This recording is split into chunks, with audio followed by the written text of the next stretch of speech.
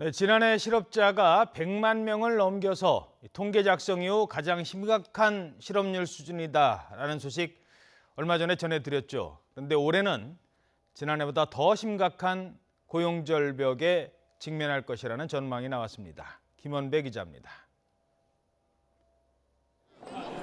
지난해 취업자 수는 2,623만 5천 명으로 1년 전인 2015년보다 29만 9천 명 늘어나는 데 그친 것으로 통계청 조사 결과 나타났습니다.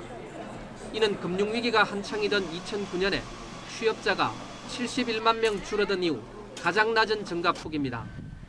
그런데 올해는 상황이 지난해보다 더 심각할 것으로 보입니다. 한국은행은 경제 전망을 통해 올해 취업자 수가 지난해보다 26만 명 증가할 것으로 내다봤습니다.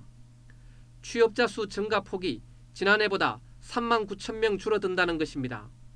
또 내년에도 취업자 수가 올해보다 28만 명 증가하는 데 그치면서 3년 연속 정부의 암묵적 목표인 30만 명 증가를 밑돌 것으로 예상됐습니다.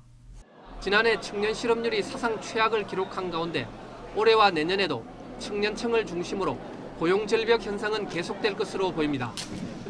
문제는 우리 경제의 저성장 기조가 고착화되는 가운데 고용 창출력이 갈수록 떨어지고 있다는 점입니다.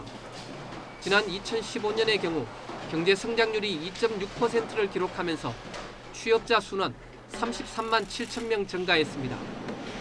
지난해에는 2.7% 성장해 성장률이 더 높은 것으로 추산됐지만 취업자 수는 29만 9천 명 증가하는 데 그쳐 증가폭이 더 적어진 것입니다. 경제가 성장해도 일자리가 예전보다 더 늘어나지 않게 되면서 고용 창출을 위한 다각적인 대책 마련이 시급해 보입니다. YTN 김원배입니다.